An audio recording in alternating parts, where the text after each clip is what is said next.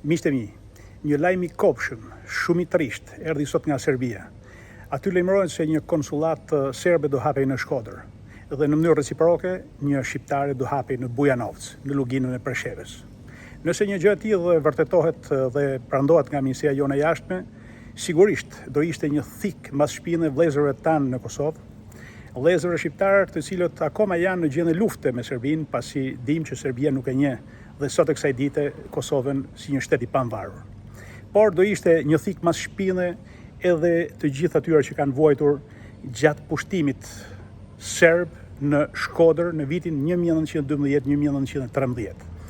Unë e kam akoma të freskët atë tregimin e gjyshes sime, e cila tregonte se kur hynë në Shkodër ushtarët serb, prejnë kokat e kujdo që I dilte përpara. E mi gjitha atë të merë që ka para jo e vogël me sy, ma tregonte kur nuk hezitonin që të shponin barkun e grave 7 zëna shkodrane me bajonet, t'ju prejnin gishtat e dorës grave për t'ju marrë unazat, apo t'ju qernin veshët, t'ju zhgullin vëthët nga veshët e tyre për t'i grabitur. Pra imagjinojmë barbarinë që kanë bërë ato. Nuk do ishte çuditshme që një konsullat e tillë të shërbente pikërisht hapje së varrezave serbe në Shkodër për këto ushtarë të rënë në pushtime sipër, pra ushtarët e tyre të vrarë, ashtu siç ndodhi në jugun e Shqipërisë me varret e ushtarëve grek, të cilët ishin ushtarë pushtues dhe ju hapen varret në Shqipëri sikur të ishin heronj. Një gjë e tillë mbase do jetë dhe roli I kësaj konsullate, sepse nuk e di se çfarë roli tjetër mund të ketë një konsullat e tillë. Nëse do ketë Serbia reciprocitet me kënd, duhet ta ketë me Kosovën. Ajo le ta hap në Mitrovic të Veriut, nëse don. Dhe reciprokisht ta hap dhe Kosova në Bujanovc, në Medvegje, në Preshev, apo ku ta vendos qeveria sovrane e Kosovës. Por të hapet një konsullat e tillë në Shkodër është një keqdashje, është një marrje nëpër këmbë dinjitetit, jo vetëm të shkodranëve, po të gjithë Shqipërisë, të gjithë bashkëvujtësve tanë, të kombit tonë, të cilët kaq gjatë kanë vuajtur nga fqijtë e vet.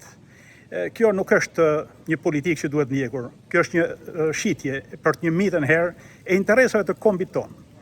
Në këtë moment që kemi një president që heshtën dhe është dukur kush I di se ku, mbas gjitha apeleve që I kanë bërë nuk dënjon asnjë përgjigje, mbasi kemi një qeveri krejtësisht të papërgjegjshme që shet sa herë don interesat e kombit ton, siç ka treguar kohët e fundit, kjo do ishte një masakër tjetër, do ishte një gjë tepër e pavend që në Shkodrën martire të atij pushtimi të egër gjatë luftës ballkanike 1912-1913 të kishte dhe një konsullat të tillë, e cila sigurisht do ishte një legjitimim I asaj që ato kanë bërë në vitet e largta të një shekull e 12 vite më parë.